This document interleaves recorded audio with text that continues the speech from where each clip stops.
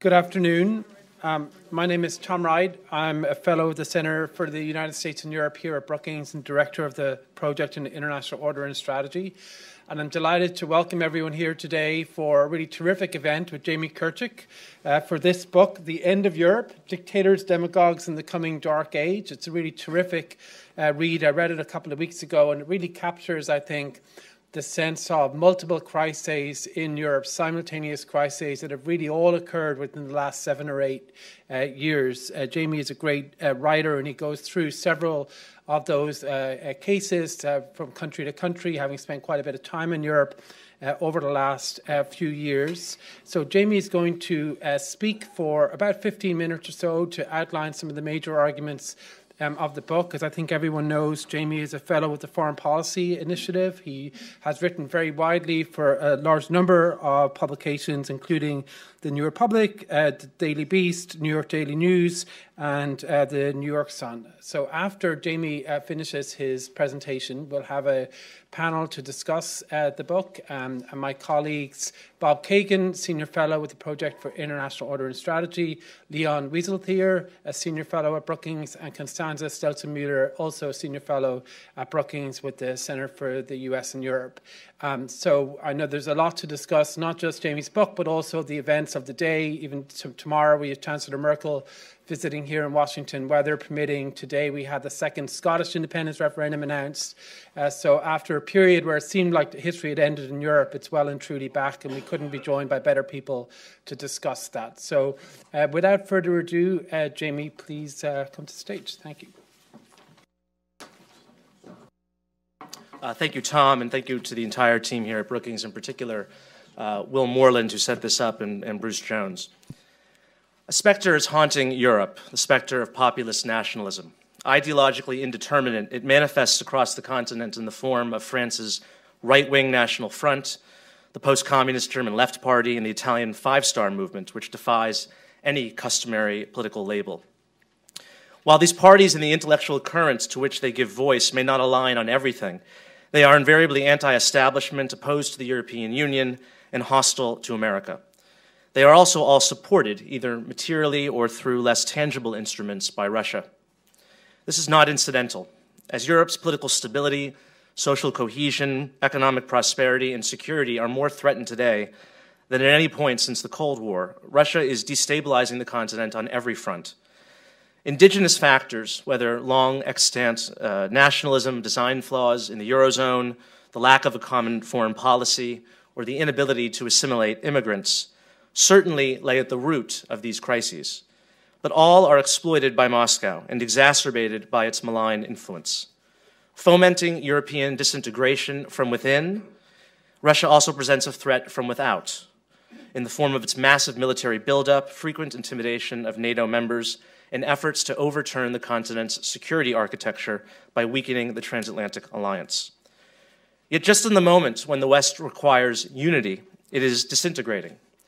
Brexit foretells the potential demise of the European Union, a democratic bulwark to Russia's predatory strategy of divide and conquer.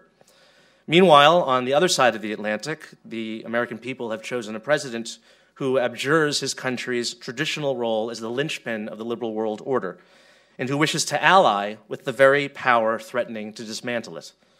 Unlike any American president of the post-war age, Donald Trump's 19th century worldview seems to accord with the Russian sphere of influence in Europe. For the next 4 years at least, it is an open question as to whether there will be any American leadership to corral Europeans against Russian aggression and subversion.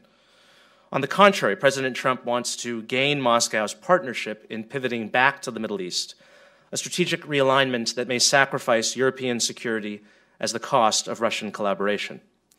The title of my book references not the dissolution of the European Union or something so catastrophic as a war, although these are real, if remote, possibilities, but rather something more ethereal and imaginable: the slow, gradual reversion to the European state of nature prior to the post-war integration project, and the rise of amoral, prostrate, nationalist governments that no longer project the liberal values upon which the Euro-Atlantic community is grounded, and that are willing to engage in a purely transactional relationship with the Russians. Should the end of Europe I presage come to pass, it will be the fault of apathetic Europeans, absent Americans, and aggressive Russians. Now, unlike the Cold War, Russia today seeks not the military and political domination of Europe through the advance of the Red Army or the spread of communist ideology, but rather a resetting of the continent's security order. The Kremlin tries to achieve this through meddling in European and American politics so as to install governments acquiescent to its primary objective, supplanting the values-driven, rules-based system with what Russian Foreign Minister Sergei Lavrov recently called a, quote, post-Western world order, wherein might makes right. Moscow seeks nothing less than a reversal of the momentous historical processes began in 1989, when Central and Eastern Europeans peacefully reclaimed their freedom after decades of Russian-imposed tyranny. Because the European Union and NATO are obstacles in the reassertion of this hegemony, Moscow's long-term strategy is to undermine and ultimately break these institutions from within, thereby neutralizing the concert of nations that has traditionally been necessary to restrain Russian expansion on the continent. The Kremlin's ideal outcome is the Finlandization of the entire Western world, whereby Europe and America abandon their principles, sacrifice their allies, and accommodate Kremlin prerogatives without Russia having to dispatch a single soldier abroad. In Western Europe today, Russia hopes to achieve by nonviolent means what the Soviet Union once did in Eastern Europe through force of arms, overthrow democratic governments. For a West that is divided, inert, and unsure of its own basic values is not one that will resist Russia's revisionist agenda. If a peaceful and prosperous Europe is a core national security interest of the United States, and it has been for the past 80 years, the Russian regime is one to be resisted and contained. The road to a Europe whole, free, and at peace, in other words, goes through Moscow. Across the West, Russia is pushing on open doors, exploiting fears over Islam, economic inertia, and anxieties wrought by globalization to nudge Western publics in a more Russia-sympathetic direction. Finally attuned to the particular grievances of a diverse array of constituencies in the West, Russian narratives find fertile ground in Europe, where resentment over the Iraq War, fallout from the financial crisis, fears over the challenges brought by Muslim immigration, and revelations of National Security Agency surveillance continue to breed discontent with the political establishment. Beginning with President Trump, many Western leaders have difficulty accepting the strategic necessity of treating Russia like the pariah it is.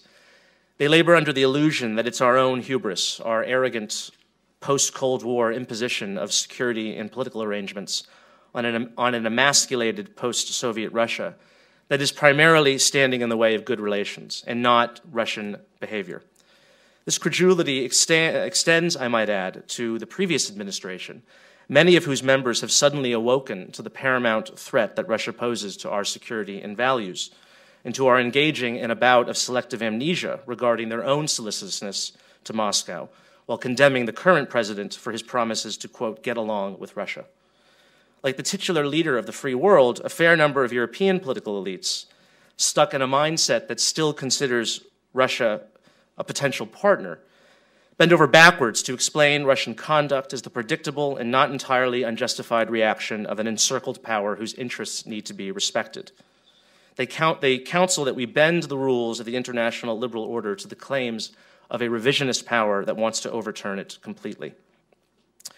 Shorn of Marxist-Leninism, the Kremlin today is driven by an ideologically versatile illiberalism, willing to work with any political faction amenable to its aims. Whereas once Moscow allied with communists and their fellow travelers, now it can also count upon a growing number of sympathizers on the right. Russia has reverted to its place as, in the words of Paul Berman, the historical center of world reaction.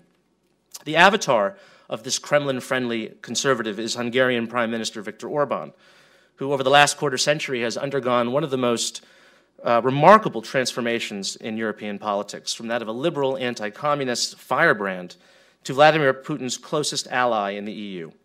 Despite being the leader of a country that was once brutally invaded and occupied by the Soviet Union, Orban is the most vocal internal opponent of EU sanctions placed on Russia. And he also aligns with the Kremlin on a more profound level, championing what he calls a liberal democracy and, just 2 weeks ago, ethnic homogeneity, as well as echoing Russian promulgated narratives on Western decline and the threat to Europe posed by an undifferentiated Islamic peril. The embrace of Putin by Western leaders like Trump, Orban, and Marine Le Pen represents the culmination of an assiduous, years-long cultivation of the global right. One of the most potent narratives Russia has weaponized in this regard is that of a Judeo-Christian civilization in Europe under siege from a rising Islamic threat.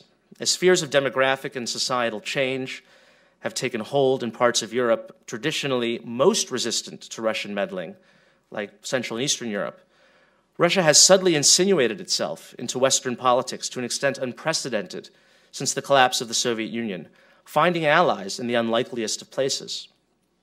That the issue of Islam in Europe has been exploited by Russia, however, shouldn't prevent us from having an honest conversation about its challenges. A recent poll commissioned by Chatham House found that over half of respondents in 8 out of 10 European countries favor an outright ban on Muslim immigration entirely, the same exact position that was proposed by Donald Trump during the campaign. This shocking figure demonstrates a massive gap between the lofty language of European elites and average citizens.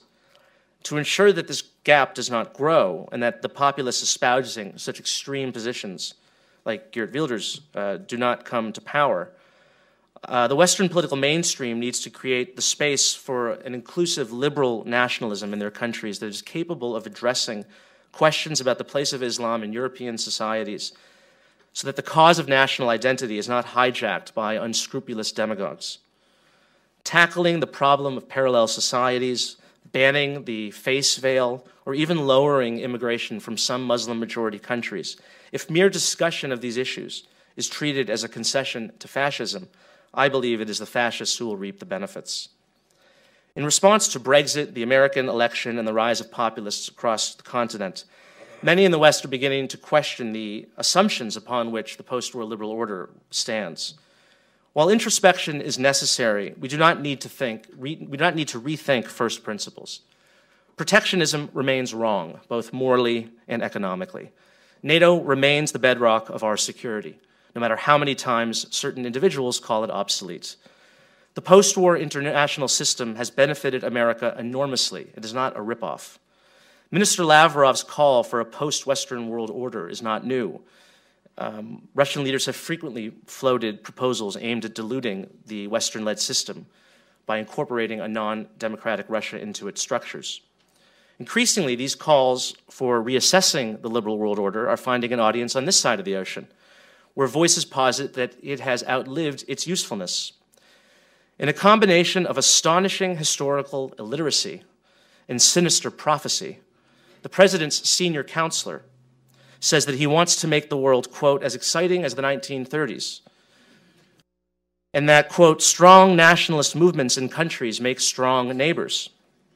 Meanwhile, a leading figure in what passes for the pro-Trump intellectual movement, who now serves as a high-ranking national security official, asks of NATO, what is the alliance for once its original purpose has evaporated? The original purpose of NATO was, as we all know, to keep the Russians out, the Americans in, and the Germans down. With the exception of that last part about Germany, whose neighbors wanted to play a more assertive role in the defense of the continent and the alliance, the founding rationale for the Atlantic Alliance endures. The fundamentals remain. The arrangements we have are working. They need strengthening, not redesign. To avert catastrophe, it is imperative that the United States pivot back to Europe. For all the hype about a rising Asia, Europe is most America's important ally with whom we share values and interests. Abandoning Europe at this time would create a political and security vacuum on the continent. While Russia today may not be nearly as strong a power as it was during the Cold War, the threat it poses is more diffuse. In a globalized world where the cancerous influence of Russian money and disinformation can more easily corrupt us than when an Iron Curtain divided the continent, and where the ideological terrain is more confusing than the Cold War's bipolar rigidity, containing Russia presents different challenges than it did a generation ago, not the least of which is maintaining Western unity against a more ambiguous adversary skilled at fighting asymmetrically.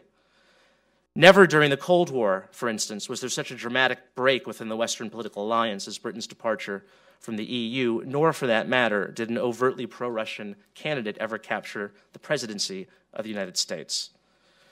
A genuinely democratic Russia would feel no threat from Europe and thus lack the impulse to debase and disrupt it. To be sure, the illiberal movements currently roiling the EU would exist regardless of Russia, as anyone remotely familiar with European history can attest. But only absent the revisionist regime in Moscow is a Europe whole, free, and at peace possible. Thank you.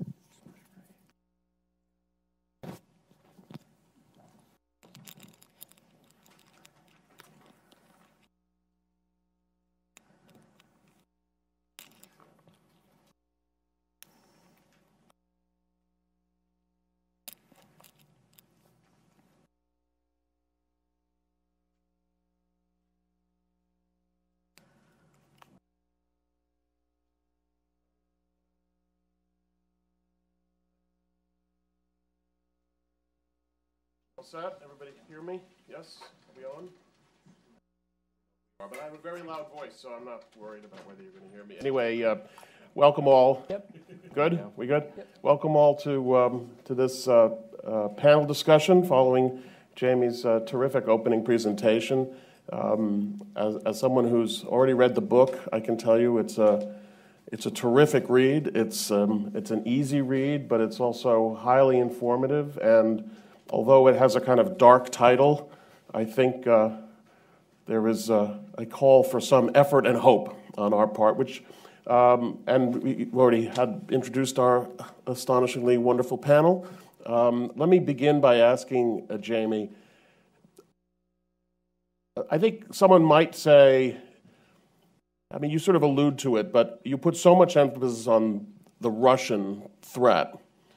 But obviously, a lot of these problems in Europe pre-exist Russian meddling. They provide an opportunity for Russia, but the problems are real. The refugee crisis obviously is a big part of this. Russia is partly responsible for it, but obviously not solely responsible for it. Brexit certainly was not something that the Russians did. Loss of faith in EU institutions, the charge that they're not democratic enough, etc. I could go on. There's plenty of difficulty in Europe irrespective of Russia. Now, one of your suggestions is the United States needs to get more involved, pivot back to Europe. Setting aside for a second what that would mean vis-a-vis Russia, what would it mean vis-a-vis Europe? I mean, what is it that you think the United States can and should be doing in Europe to address some of these problems? I think supporting more political cohesion so that Europe can act as a geostrategic power is what's most important. I mean, it's not for Americans to decide the degree to which there's Eurozone integration or all the matters that they deal with in the European Parliament. But I think we need a departure from the rhetoric that's come from this current White House, that a united Europe, it's politically united, it's not a competitor or an adversary of the United States, which I think a lot of us in this town suspected around the time of the Iraq War, when there was obviously a lot of disagreement between what Donald Rumsfeld referred to as old Europe in the United States, and that Europe as a political actor is an ally of the United States. It's a force multiplier. Nothing that the United States has ever done in history that's been successful has been done without Europe. And so I think that's the message that needs to come out of this, out of America now, is where it appears that it's the complete opposite that we're hearing. But just to follow up, I mean, obviously the problems that have arisen in Europe predate Trump substantially, and in fact, arguably grew severe years before, but certainly with before Trump even was a nominee. So, what was it that the United States should have been doing, according to you, that it wasn't doing at a time when you didn't have a president who was sort of or had advisors who seemed to be overtly hostile to the European project? You had someone who was presumably sympathetic to the European project. So what went wrong? I think you can be sympathetic to the European project but not exert leadership, and I think that's what we saw during the Obama years.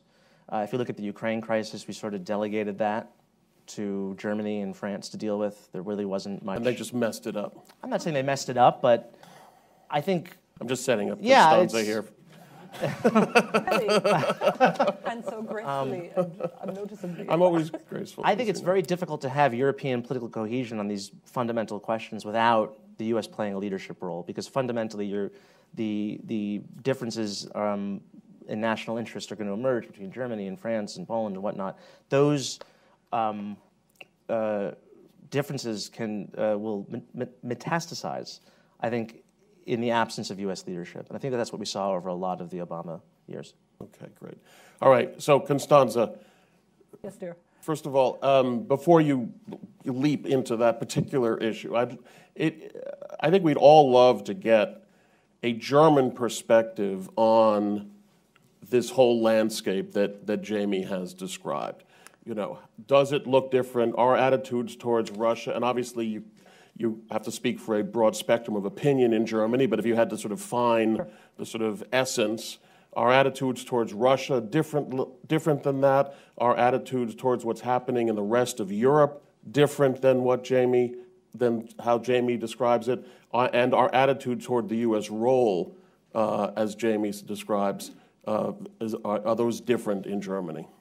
That could be a separate event, but I also want to agree with you that this is a fabulous panel. It's kind of the thesis defense from hell panel for Jamie here, and let's make sure it is that. So Germany. You know, I obviously read that chapter with particular interest, and I think my take on it is that. And by the way, it's exceptionally well written. I recognize a lot of it, but I don't recognize all of it. And I think it's sort of the main issue I would take with your argument is that you think you leave things out that are perhaps slightly more sunny, and thereby detract from the bleakness of your argument. The good thing about being a pessimist is that occasionally I can be happy and surprised. You know. So exactly. So let me try and make that case, although I know it's hard in this town because these narratives are really, really sticky. I think to take issue first with what Bob was saying on, or actually you were saying, I'm sorry, on Barack Obama delegating to Europe. You know, my impression really was that the White House saw this as a case of finally taking off the training wheels and saying, people, you have to be able to do this on your own, go. And I think that was gratefully received, particularly in Berlin. There had been a sense for quite a while that this transatlantic relationship was in a state of unhealthy codependency, and that this needed to end because we needed to have adult conversations about these issues. So I don't share your take on the White House's relationship with Europe. From what I saw living in Berlin until 2014, for 10 years, was that the relationship was, while often at odds over issues, was exceptionally close and cooperative in style. And actually, Merkel and Obama herself, who had started off sort of warily circling each other, I think by the end had developed a really close and personal friendship, cordial even.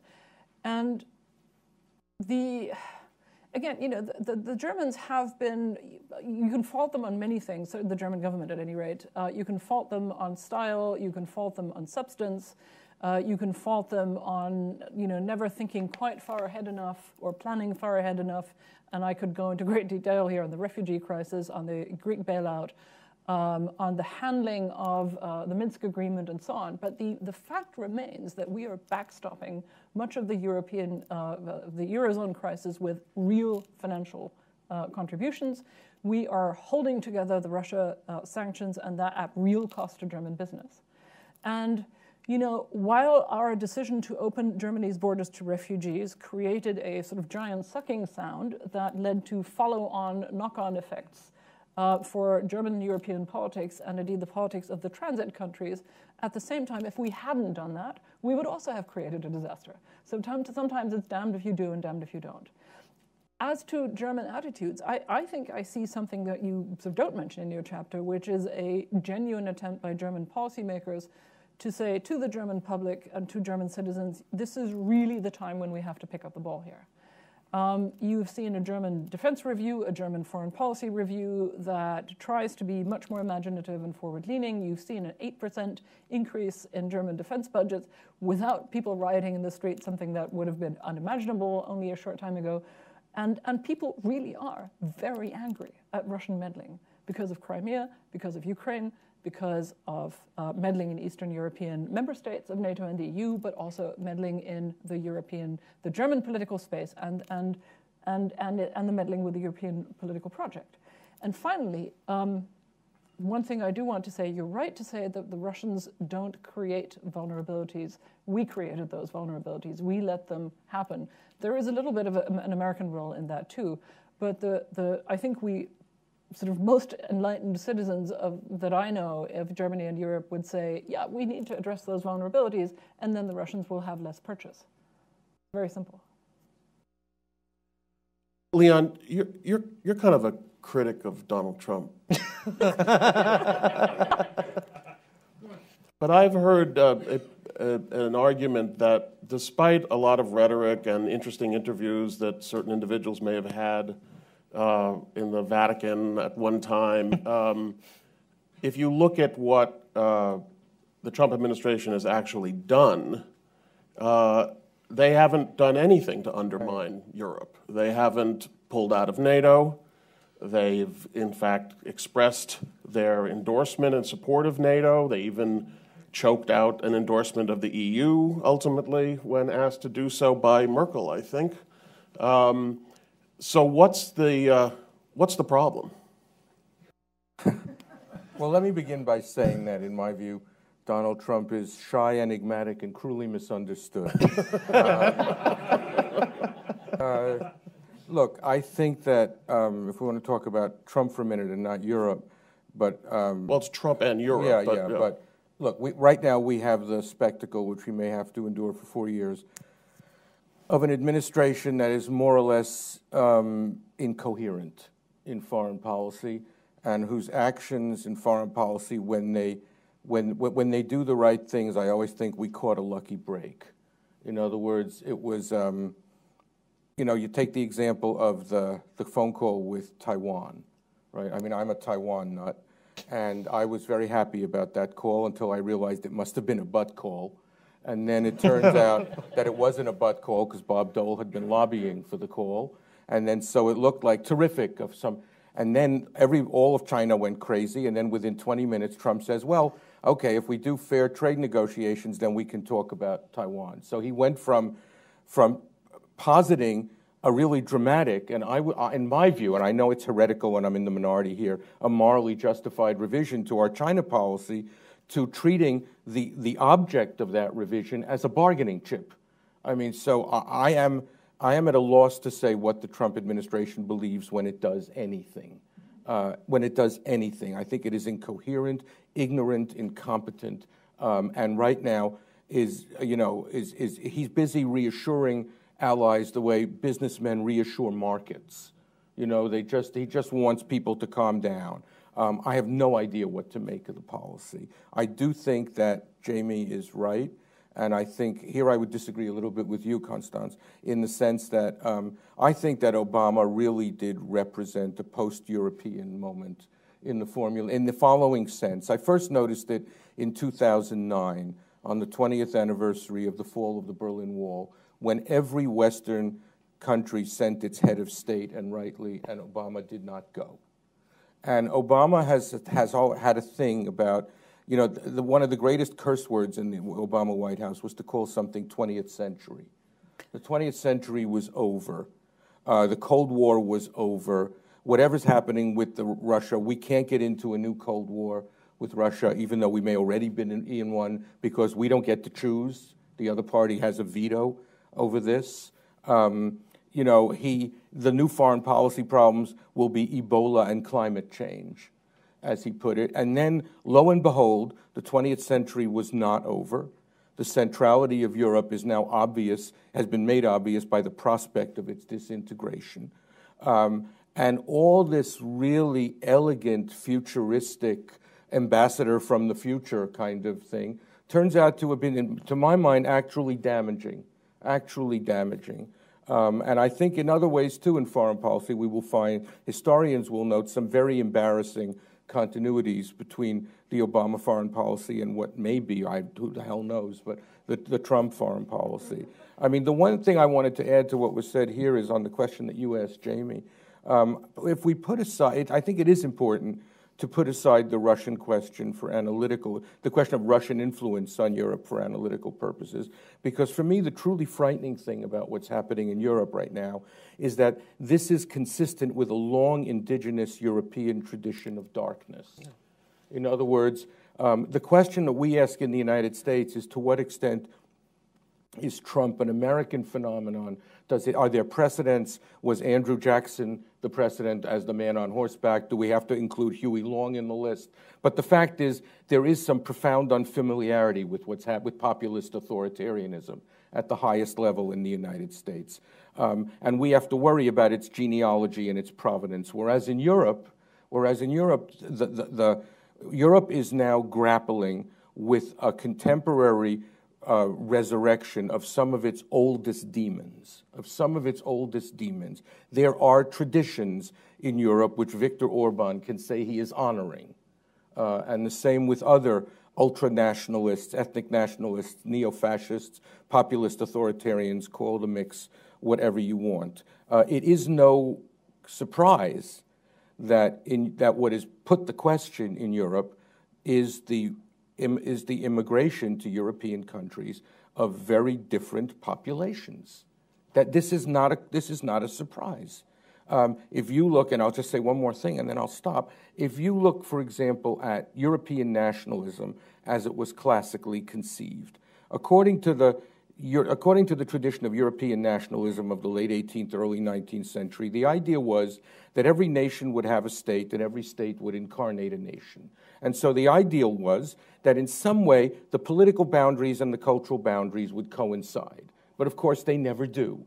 And so in Europe you developed this thing known as the problem of minorities, which got more and more dangerous as the size of the minorities got larger and larger. What European nationalism lacked entirely was any natural sense of multi-ethnicity as a legitimate constitution, demographic constitution for a European polity. And what's happening now are the refugees, but also the immigrant populations, the Muslim populations. They have now reached a size that is actually beginning to put the old question again to Europe. I mean, really the old question of sameness and difference, which is why I think that there are only two possible solutions for the European dilemma right now as regards these populations. The first one is that Europe finally breaks through to some genuine sense of the legitimacy and the irreversibility of multi-ethnicity as the social composition of a democratic state. And the other possible outcome of this is a resurgence of fascism. Those are if it's not going to be multi-ethnicity, it's going to be fascism, and before that there will be stumbling along and muddling through and so on. But as I say, before you even get to the Russian piece, which is outrageous. I mean, I happen to agree with everything that Comrade Kirchick said about the new Soviet moves in Europe. Just kidding, half kidding. But I do think we have to recognize the intrinsically European nature of this crisis. Constanza, you did not have to put your finger up. I was going to come to you for your view on, but really, again, sort of expanding on what I was asking before, what is the German view of what's happening in Europe right now? I also want to know what your view is, but maybe also more broadly. Two things. On what Leon's just said, I would beg to differ on 2 points. One, don't forget the Holy Roman Empire and the Habsburg empires, both of whom were by nature about them every day. I'm glad to hear that. That's a relief to hear. But it's not as though multi-ethnicity, and in fact, the tolerance of religion had not been a factor in Europe. It has in European history, and we had this very unfortunate phase in the 19th century and the early 20th century when we had a disastrous redivision, and of course upheld, I mean, most horrifically by the Nazis. Let me just say, well, since we're friends, let me just say that there has certainly been tolerance, and certainly since the 18th century, tolerance for me is part of the rhetoric of condescension. In other words, what many groups discovered in Europe is that patents of tolerance were extended and patents of tolerance were revoked. Let me get to tolerance is, of course, an 18th century term or earlier, and I can't change the history for you. But what I will say is, though, that all European countries now have constitutions. Now they have rights, where tolerance is no longer the principle, it's equality of rights and, in fact, protection of minorities and political pluralism. And I think some of us will very genuinely go on the barricades before we let that be touched by the populace. And that is certainly true of my country. There is a fight. There is a fight to be had, and there will be a fight if necessary. But the other thing I need to say is, look, the thing to not forget here is that there are a variety of historical causes for for migration to Europe. One, of course, is World War II and its aftermath. Then it's decolonization, and then it's wars around the world. And of course, labor migration. Labor migrants and refugees from war and destruction tend to be quite happy to arrive in Europe and then try to integrate. That said, we haven't been particularly good at doing that. It's only really post 9/11 that it has been understood, including in my country, that we need to do much more to effectuate that. The large minorities that came to, say, Belgium, France, and Great Britain in particular, as a result of decolonization wars, are another matter, because they ironically got full citizenship, but no practical offers of integration whatsoever, and almost no acknowledgement of the historical trauma that they have brought with them. The signal exception in recent weeks was Macron, who said that that the Algerian war had been a crime against humanity, and was hammered so much in the internal French debate that he had to withdraw this statement, which I think is absolutely correct.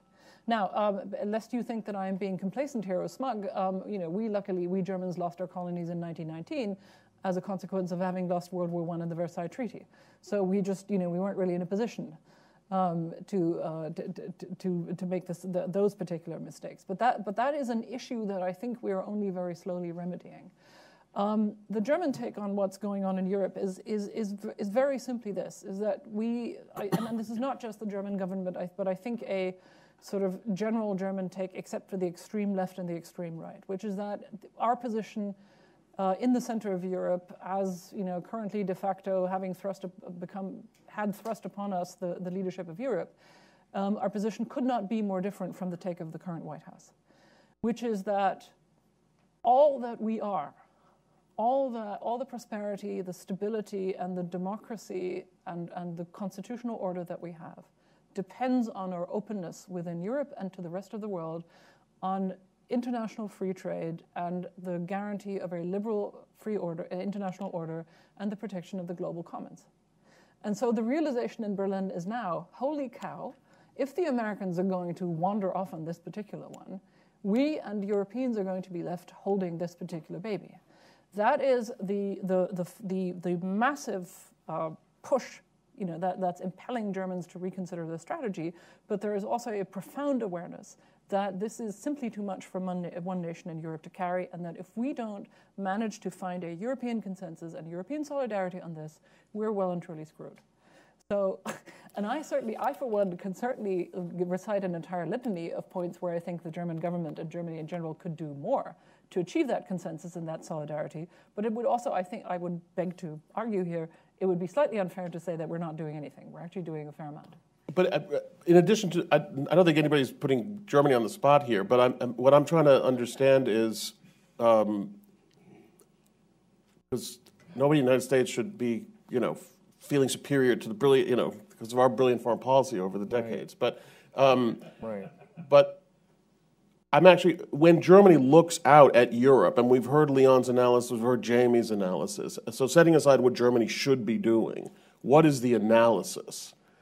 Is the analysis that, and let me ask and also a follow-on to that, which is, And what is the meaning of a Le Pen victory then? Okay. So first, what's the analysis, and then what would be the meaning of that? So the analysis is that, you know, one of the profound ironies of the current situation is that we were sort of quite happy with this sort of American notion of the end of history and the victory of liberalism worldwide and the rise of a global middle class, and we would all like each other and no longer wage war. That was the ideal German take on things. We were very happy to go with that. And suddenly it appears, you know what, we underestimated the dark side of globalization. We underestimated historic resentments and, in fact, historic differences and geographic differences of threat and risk perceptions within Europe and beyond it. Because God forbid that I should say that Germans are occasionally a little bit complacent. But yes, you know, we were suddenly surrounded by friends after 1989, and we just completely ignored the fact that we'd pushed out our security problems to the periphery through the enlargement of NATO and the EU. You know? And for 2 decades, we managed to resist that inside. And right now, it's come and, you know, sneaked up on us and hit us over the head, and it's impossible to ignore. So there's a sense that. So do you not see friends? Well, I mean, the Russians certainly, arguably, at this point, and let me phrase this slightly less dramatically. This particular Russian government and the elites that underpin it are certainly not our friends. But at the same time, I think if you're, you know, unlike the Americans, we don't in Europe have the luxury of selective engagement with people who share a continent with us. Yeah. So for us, the security problem of Russia is there regardless. And the problem is, I think, less one of an aggressive revisionist power that's about to attack us, although I have every sympathy in the world with Baltic and Polish fears about this. I think the larger and more systemic and long-term risk is one of the disintegration of the Russian power system and the consequences that would have for the economy and migration flows in Europe. That's a really dramatic issue. Similar things apply to the Middle East or Northern Africa. And again, just look at the landscape of Europe. The continent is physically indefensible. The only way to defend it is by having an enlightened foreign and security policy that exports stability. And in my view, and this is where you and I probably agree a lot, Jamie, that also exports democratic transformation, because that is what makes for stability and prosperity. So bizarrely, you know, the Germans have, I think, fully come around to the sort of Clintonian/Bush/Obamian, that's something that they actually have in common, vision that there needs to be not just a Europe whole and free, but a periphery that is stabilized. And if the Americans don't think that's currently in their interest, well, we're going to have to damn well do it alone, because otherwise this comes back and destroys the European project. And just I'm going to turn to Leon in a second, but what about the consequence of a Le Pen victory? Disaster. Seriously. I mean, you know, the Europe hasn't been run by a Berlin-Paris axis for a while. You know, that's just not how it works. There was a while when Stockholm and Warsaw played a very significant role in European policy, particularly in designing Eastern policy and policy towards Russia. That currently is a little wobbly for a variety of reasons. London had a huge influence. But yes, Paris is, as it were, and the state of affairs and the politics of France is the tipping point for Europe. Nothing else is. You know, in the same way as Ukraine is the tipping point for Russia's sphere of influence in its west, the state of affairs in France is the tipping point for the European project. There is no two ways about that. And so I think I'm just at a loss to imagine scenarios for the EU and for Germany if in the case of a Le Pen victory. Although I do think that might lead to a sort of resurgence of Europeanism in some countries that wish to maintain the European project. And this is not just what is sometimes unfairly called Greater Germania, you know, sort of Germany, the Dutch, the Nordics, the Balts. But I think this is very true for for Portugal and Spain and Italy as well. Leon, you wanted to jump in? I just wanted to say that since we're having this conversation here in this city, and even though we have, what's there left to go? 3 years and 39 weeks? Is that what there is? It's just, I mean, it's just, but even though we're just at the beginning, right? I think it's very important that when Constance asks the question, what is necessary to defend Europe, right near the top, or maybe at the top, the answer has to be American power. And I think that it's too easy to hide behind Trump on this question, because neither Democrats nor Republicans in this city have any longer any enthusiastic consensus about the historical importance of American power, about the historical importance of American military power. I think that each of the parties and the wings and the subcultures have, for their own reasons, delegitimated this over the last 20 years. And I think that Europe will not regain, putting aside the ominous developments that will happen there, Europe will not fully regain its security and the underpinning of the values that until Americans have a debate and finally come to their senses that without American power it will be sauve qui peut. And never mind that this will have terrible repercussions for us in terms of security. I'm speaking here more about history and politics and values. And this is a debate that if we care about Europe, we have to debate American power. It's not another subject. It's actually the same subject. We're going to turn to the audience for some questions, but Jamie, do you want to get in anything at this point? Okay, yeah. Great. So let's, by all means, we have a lot of smart people in the audience. We'd love to hear from you. And if you could just state your name and try to ask an actual question, that would be terrific. Yep. Thank you. I'm Ryan Richardson. I'm an alumnus of the Foreign Policy Initiative, a former coworker. My question is, we've heard a lot about the populist movements in France and Italy and Hungary, and we can sort of see the natural opposition to them within their own countries. But who are the at-risk internationalists? So who are those people who are going to experience the same thing that you described in Hungary, given additional Russian influence and may be slipping towards, from a liberal internationalist point of view, towards a more populist nationalist point of view? Countries, you're saying? Countries or parties, right, or leaders or anyone. So we in the West can look to them and say, these are the people who we identify as moving towards a place which is dangerous for Europe. One country to watch has been the Czech Republic, which has a president who has openly called for a referendum on the EU, whose population seems to be moving in more of that direction. Russia has very aggressively, there's a huge amount of conspiracy fake news websites operating in that country. And money. And money, and the Russian embassy there has far more diplomats, quote unquote, than it should be accredited.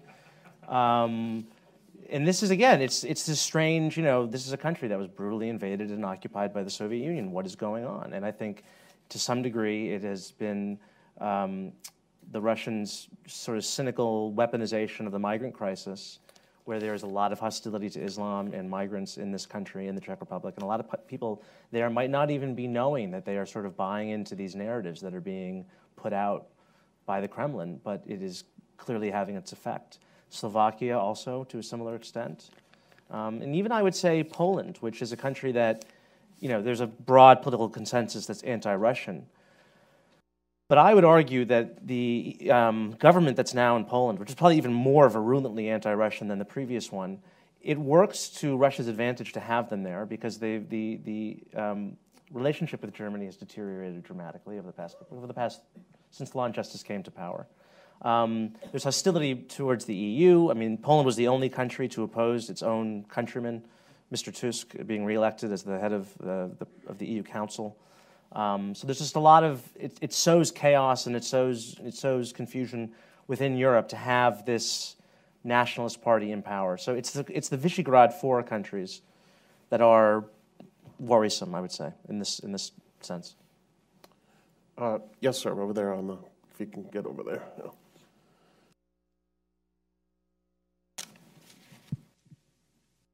Thank you, Larry Checo. It seems to me like Mr. Trump unleashed this populist movement overseas. If it goes beyond Le Pen and Mr. Wilders in Holland and the Five-Star movement in in Italy, and goes on, what's the future of Europe if this movement really takes hold and effect? Look, very simply, I have to disagree with you that Mr. Trump unleashed the movements. We're perfectly capable of creating our own populist movements. Thank you very much. I want to insist on the originality of our own movements. That said, what should really concern us is the degree to which American actors have been encouraging, aiding, abetting, supporting European actors. That includes certain members of Congress who get themselves photographed with leaders of the European right and praise them for representing a commitment to values and liberties, which I have to say I find completely astonishing. There are hitherto I think not yet executed plans from Breitbart to operate in France and Germany. So far, that seems to have not materialized, but because it appears to be difficult to get an office organized that actually publishes in the local language. That hasn't stopped Breitbart London from making a little foray into the German public space at the beginning of January, where they planted a completely fabricated story, or a story fabricated on the basis of something that actually happened about thousands of migrants trying to pillage Germany's oldest church.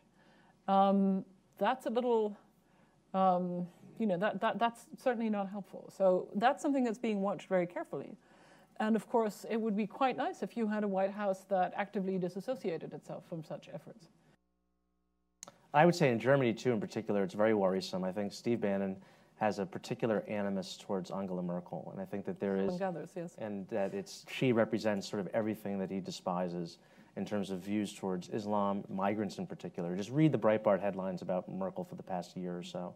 And we're now in this unprecedented situation where we're going to have a German chancellor, who is, by the way, the most pro-American German chancellor you could imagine at this point in time, who's now running for re-election. And not only does she have a Russian disinformation campaign that's been going on for years, in my opinion, since the Snowden scandal, by the way, she now has to deal with her American friends and a White House that may seek to undermine her. And I just find that crazy, frankly. But that said, can I just break a sort of, just not break news, just to say something in favor of the much maligned Sigmar Gabriel, who's a social democrat and who's just become foreign minister, and to the astonishment of most Germans, went to Moscow last week and told Lavrov, his Russian, I was tempted to say Soviet counterpart, that the West is, that his narrative that he tried out in Munich at the Munich Security Conference of a post-West world was simply not true, and that in fact the West is not a matter of geography but of values. I've just been trying to find an English source for a footnote for that, and found it wasn't reported in the English language press, apparently. It was reported in the German language press, and that is actually a very significant and important thing to tell the Russians and to say in general. particularly from something Harry Gabriel. Maybe I could add to that because, I'm sorry, Bob, can I just say one thing? Yeah, go ahead. The whole phenomenon of Breitbart and fake news and all this, we've seen this before. It's not new. We know about propaganda. We know about disinformation. We know what kind of governments run it. And we know that once this happens, what you find yourself engaged in, and I don't mean to be sentimental and naive here, but one of the things we're fighting here is a war of ideas, and nothing less. So that when Gabriel goes and says that to Lavrov, or when McCain gets up and makes that speech in Munich, in which he doesn't just talk about defense and security questions, but about the moral fabric of nationalism, I mean, we're going to have more and more interventions of that kind, because Putin, of all people, right, if anyone had ever thought that Putin would ever be fighting a war of ideas as opposed to a war of poison umbrellas, right? Right? But he is. And one of the things we're seeing is a rattling of the belief in Western democratic ideas on the part of Western populations. You know, in the old days, we had a CIA that very wisely would create all kinds of magazines to help this. We can't do this anymore. However, it's really important that we understand. We understand that there are cultural and intellectual dimensions to the outcome of this struggle, because this is what we saw the last time we had a struggle of this kind. Yes, there, in the back. Hello, I'm Voice of America, Georgian service from one of those outlets that you just mentioned. That aside, you've talked about Stockholm, Warsaw, Eastern Partnership Project. However, you have not talked much about, New Eastern Europe, so to say. So what's gonna happen if we are seeing the European disintegration? I mean, the processes you've described. If you could comment, what's gonna happen to us, in New Eastern Europe in a way, and whether I should move my family out of there, maybe. Thank you. Question. All right, I'm happy to answer that.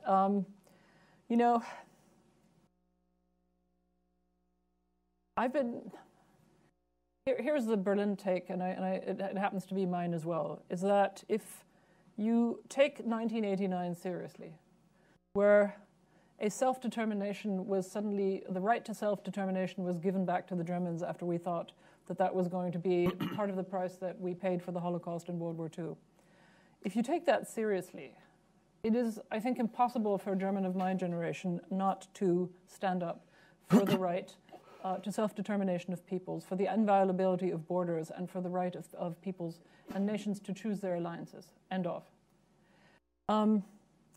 That said, I thought that the NATO membership process for Georgia and Ukraine, as advocated by America, was problematic because I think as a framework, it was not sufficiently encouraging of democratic and economic transformation and was too much focused on military contributions by, among others, Georgia to, say, the Iraq War, and thereby skewed the transformation of Georgia and Ukraine in ways that were disadvantageous ultimately.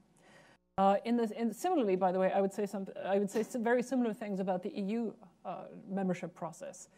You can see in parts of Eastern Europe that this works for countries that have well-established national state structures. It is much more onerous and possibly undermining for countries that have no viable and vital state structures. I'm thinking of Bulgaria and Romania, who really struggled to adopt all the rules that the EU imposed on them. So I think my position on this would be, protect the right to choose, support democratic and economic transformation, and never, ever, as a government, ever exclude officially the possibility of NATO and EU membership. Never, ever let that be put on the table by anybody, certainly not by the Russians. And, hopefully then you would work together in such a way as to, together reach a point where the question of membership suddenly becomes completely unproblematic. I think that we failed to do that and the price was paid by the Georgians and the Ukrainians. We're, I think, currently working very hard with at least the Ukrainians to remedy those mistakes. The Georgians, I'm less sure, but then, of course, the Georgians themselves, I think, are less sure. With the Ukrainians, it's kind of hard to overlook the fact that they, at this point, really have decided that they are a country of their own and want to be part of the European sphere rather than of Russia. But there we are. Well, we only have a couple. Whether or not you move your family out, you should have valid passports. Is what I want to say. We are running out of time. Let me take a couple, if there are a couple or three, and then we can move on from there. Yes, the gentleman right there with his two fingers up. Yep. I'll take two more after you. I'll go ahead. Paul Walcott, University of Maryland. Supposing that the Russians were to decide they wanted a land bridge to the Ukraine, I think this is less likely now than it was a few years ago, but it still might happen. If they were to proceed in this direction, the question I think would arise in the West as to whether we should provide the Ukrainians with lethal military equipment, such as anti-tank weapons. And in addressing that question, it seems to me one of the major issues is what does it do to the probability of the Soviets intervening in the Baltic states? You mean the Russians? I'm sorry. It's easy to get confused. You mean the Russians. Well, I got too much snow on the top. Let's just say the Slavs. What does it do to the chances that the Russians will intervene in the Baltic states? Does it make it more likely or less likely? Okay, great. Let's take a couple more, and then we can do that. So there's that question. Yes, sir. And then you in the back. Yeah. Yeah. No, you, sir. Yeah. Hello, my name is Matthew Braswell. My question is, so it's clear that Putin is a pernicious individual, but if he were to have a stroke and die tomorrow, it seems that there could still be a lot of obstacles in the face of a more cooperative relationship between the U.S. and Russia, whether it's limited democratic traditions, state entanglement with the economy and the media. So if you thinking long-term about Russia over the next 30, 40 years, especially after Putin eventually passes from the scene one way or another, do you think there's a likelihood that developments in Russia, if things break a couple ways, could be very positive and lead to a more productive and morally justifiably friendly relationship between Russia and the U.S., or do you see that as unlikely? What's the lay of the land there? Okay, good. And then way in the back, yeah. Yeah, so it seems like the fact that only 4 of our NATO allies in Europe spend 2% of their GDP on defense, that's a fact that the Trump administration uses to kind of smash Europe with a lot of the time. Is there a different measurement we should start to be looking at besides the 2% GDP that would better reflect Europe's contributions to their own security? That's definitely a question for Constanze, because the Germans have to start grappling with the bookkeeping necessary to get up to 2%. I think we obsess over this 2% number a lot. I mean, for instance, look at Greece. Greece is one of those countries that spends 2%. You know why? Because so much of their military spending goes into defending against Turkey, a fellow member of NATO. So a lot of their military spending is not, relevant to the question of are they contributing to the alliance. Similarly, a country like Denmark, I think, only spends maybe 1.5% on defense, yet they have sacrificed more soldiers in Afghanistan per capita than any other, and I think that should count for something, shouldn't it? Towards so I think there's this. Not as an official NATO goal. No, it's not. No, but that is a demonstration of their sacrifice and their contribution to the alliance. That's not just sort of this crass monetary figure that our president seems so obsessed with.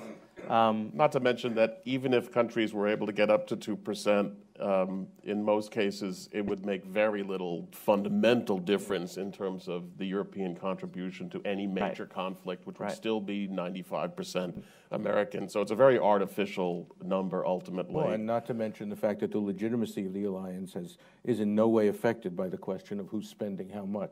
The only thing to be said is that I think every administration since at least Eisenhower has been complaining about European underspending. But never have they made Article 5 there's no quid pro. It hasn't been that much of a quid pro quo. Because there's an ulterior motive Although here. Robert Gates gave them a very, very stern warning the last time. What about the other 2 questions? What about Ukraine? Do you want to? Go ahead. I think weapons to Ukraine should be independent of whatever the Russians do in a land bridge in Crimea. I mean, I've been supporting weapons. Most of the Congress was supporting weapons to Ukraine long before. So I don't think it should be, hinged upon a particular Russian provocation or whatnot. So let me add to that. I'm sort of completely conflicted about this particular question, but that's because on the one hand, I think it's indefensible to not give lethal weapons to Ukraine when its armed forces are the point of being basically wiped out by Russian-supported forces. But on the other hand, it's possible to know too much about the state of Ukrainian military leadership and political control over the military, and think that that's, in other words, that's in my views are where the real problems lie. There is also a problem with the privatization of violence, so-called private armies. Even if you don't buy the Russian propaganda about the Azov battalion and all that stuff, there is, I think the first order of the day is to make sure that Ukraine has actually a professional army that is under political control. A lot's changed. But the question, let me just focus on the question, because I think it's the one that you can't skirt, which is, and this was the main reason I think that President Obama opposed it, which was if the Russians then respond by launching an attack, and you say the Baltics, but it could be in Ukraine, where they up the ante, and then it's our move. I mean, what is your answer to that scenario? I think the Russians will do what they want to do regardless of how we act. I don't think they're going to say, oh, you gave weapons to the Ukrainians, now we're going to go for Narva. Well, first of all, there's that. Secondly, Putin's adventures in Ukraine have been relatively cost-free. Yeah. No. Yes. No. Nope. You go first. No, you go first. No. That's so transparent.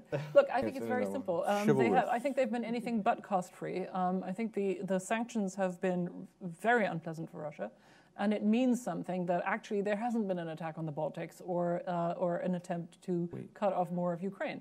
In fact, and I'm not saying that because of the direct economic impact of the sanctions on the persons who are being sanctioned, but because of two reasons. One, it's been a very strong political signal to the markets, and Russian banks and companies have had enormous problems in refinancing themselves. Very, very unpleasant for Russia. And even more importantly, it's been a signal of European unity, and the sanctions are, if you will, an imperfect but effective vehicle for transporting a European political position. But the unpleasantness of the sanctions has not yet led to any significant revision of the Russian policy in Ukraine. In other words, my view is that Putin is not proceeding further in Ukraine because he has already accomplished his objective. He has scared Ukraine to death. He has semi-Finlandized it. You know, the reason that those of us who argued for lethal weapons to the Ukrainians argued for it was actually not because we thought that the Ukrainian army would one day march victorious into Moscow. What we were arguing was for two things. One, that there will be no political settlement unless there is a change on the battlefield, and that Putin has absolutely no incentive to come to the table and pursue the Minsk thing or anything in a genuine way unless he's suffering at home because of casualties and the like. And yes? But Leon, Minsk is an imperfect arrangement. I'm the first to recognize that. But Putin's actions have also galvanized Europeans into resistance, have galvanized Europeans into support, political support. I have to tell you, galvanized, I mean, I see resistance. Galvanized strikes me as a little bit too strong. There is a great I do deal not of see I have not seen demonstrations in the streets of Europe on but behalf of Kiev. You have an Kiev. entire department of the German Foreign Ministry working on transformational projects. Yes, in I'm Ukraine, all for that. Together I'm with all, other European foreign yes, ministries. yes, I'm all for that. All I'm saying is that that Putin has so far called the shots significantly on Ukraine. He has. Yeah, but not as far as he wanted. Huh? But not as far as he would. Oh, you see, well, anyway, Blob, we have. Well, let's try to address the last question, and then which was basically, I think, to boil down your question, I think it was irrespective of Russian rulers, do we have a problem with Russia, or does Russia have a problem with us that is sort of insoluble by sort of an effort to sort of reach out and get cooperation? Yeah, I'm not an expert on Russian domestic politics, but it's my understanding that were Putin to go, this is a problem we're going to be dealing with. That the worldview that is being expressed and the policies that have been undertaken over the past 10 years are pretty widely supported, and that there is a bureaucratic establishment behind this. And I think that means we need to have strategic patience on our side. I mean, it might, people forget the Wells Declaration, about the Baltic states. There was a policy of non-recognition of the Soviet annexation of the Baltic states for 45 years. And it may be 45 years before Crimea goes back to Ukraine. But I mean, already we're seeing there's, people talking about, well, we're going to have to give this up. The sanctions are too painful for us and whatnot. I mean, I think we have to steel ourselves for a potentially very long, period of time when we're going to be dealing with this sort of regime in Moscow. Okay, I think that's a good note to end on, unless you have an even better note to end on. I'd like to the pressure's on. Yes, all right. There has been traditionally a take among American and European realists that democracy is not for Russia, because Russia is somehow really part of Asia rather than Europe. I think that's a completely unacceptable position to take. And I think that we have to depart from an assumption that Europe and Russia belong to one strategic space, and that Russians too wish to live in a decent society. And I think that Europeans and the European project will only be safe if that is accomplished, and we should do everything that we can to make that happen. That is a better note to end on. Thank you. Well, please join me in thanking Jamie and our excellent panel.